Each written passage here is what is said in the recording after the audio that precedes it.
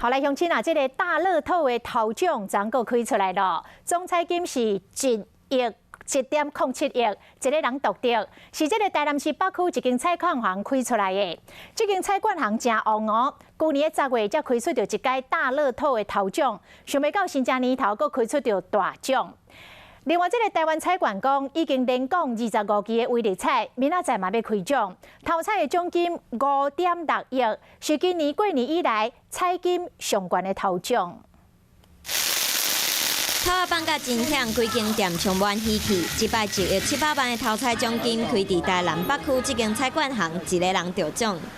小姐，食糖啊！头家娘分糖啊来分享，希望大家拢会使分着早起。头家娘讲，这已经毋是店内头一摆开头奖。我已经开2届啊。第一摆一倒啊？去年啦，10月13。好运旺旺旺，袂少人客嘛拢来买，希望会使拄着财神爷。安南区我直徛来到这边。为什么？因为这间中奖的几率很大。昨天晚上开头彩之后，我们就专程来这边再买这样子。这摆得到1亿头奖的得主虽然无现身，不过一透早就送花口来感谢。